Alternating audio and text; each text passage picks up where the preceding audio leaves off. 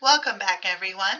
In today's lecture, we're going to be turning our attention inward from global trafficking and cartel networks to domestic drug production that is happening much closer to home. Our focus of today's lecture is going to be on methamphetamine, particularly the kind that is made in clandestine labs around your rural parts of the United States. These aren't the cartel super labs. These are often low-tech, homegrown operations that are run out of trailers or sheds or even motel rooms in some instances. And yet they've created serious enforcement and public safety challenges for small-town police, fire departments, and public health systems. By the end of today's lecture, you should be able to understand how domestic meth production evolved in response to policy and market conditions. We're also going to help you recognize the unique enforcement and safety challenges that are posed by local meth labs. And finally, we will reflect on how rural communities and law enforcement agencies have to adapt when resources are limited, but that the stakes are high. So let's start with the basics. Methamphetamine is a synthetic stimulant that can be made from over-the-counter products, most notably through the use of pseudoephedrine, which is found in cold medicines like Sudafed. This accessibility has made meth relatively easy to produce in the U.S., particularly beginning in the 1990s. What made it especially disruptive was how production was decentralized. Unlike heroin or cocaine, meth doesn't require a supply chain linked to foreign crops. It can be made absolutely anywhere, and in rural America, where law enforcement coverage is often thin and land is spread out, it found the perfect environment. Small mom-and-pop style labs began springing up across states like Mississippi, Oklahoma, Arkansas, Kentucky, and even here in Texas. These weren't sophisticated operations by any means. They used common household cleaners and chemicals and equipment that you could buy at Home Depot. But they were very volatile, dangerous, and extremely toxic. By the early 2000s, rural counties were reporting dozens, even hundreds of lab busts a year. And each lab bust came not just from arrests, but from fires, explosions, child endangerment cases, environmental contamination, and came with absolutely huge cleanup costs. For rural police and sheriff's departments, meth production posed a crisis of capability. Unlike larger departments, smaller agencies often lack full-time narcotics units, special equipment for chemical handling, and enough personnel to respond to labs that could appear from almost anywhere. Officers found themselves managing crime scenes and hazmat events at the same time. A single lab bust could tie up an entire department for hours or even days. And even if they could make arrests, local jails filled quickly, and many of those arrested were repeat users with underlying addiction issues, not the high-level suppliers.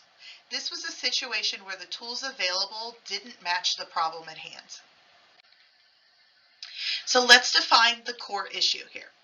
A clandestine lab, or a clan lab, is an illicit setup used to manufacture drugs, often in hidden or improvised environments. In the case of meth, these labs use everyday items like lithium batteries, ammonia, cold medicine, and drain cleaner to produce highly toxic fumes and residues that contaminate buildings and frequently end up in explosions due to the instability of the chemicals that are used. These labs are also increasingly mobile, thanks to simplified one-pot or shake-and-bake methods that are done in plastic bottles. You can find them in homes, motels, campers, wooden areas, sometimes even just cars. What makes them so dangerous isn't just the drug. It's the volatility and unpredictability of the entire process.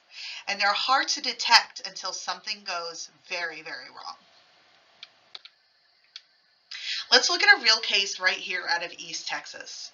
In March 2025, a major meth lab was dismantled in Van Zandt County, just outside of I-20. The bust involved a coordinated operation between the Van Zandt County Sheriff's Office, the DEA, Homeland Security Investigations, and nearby agencies like Hunt County Sheriff's Department. 3 individuals were arrested at the time.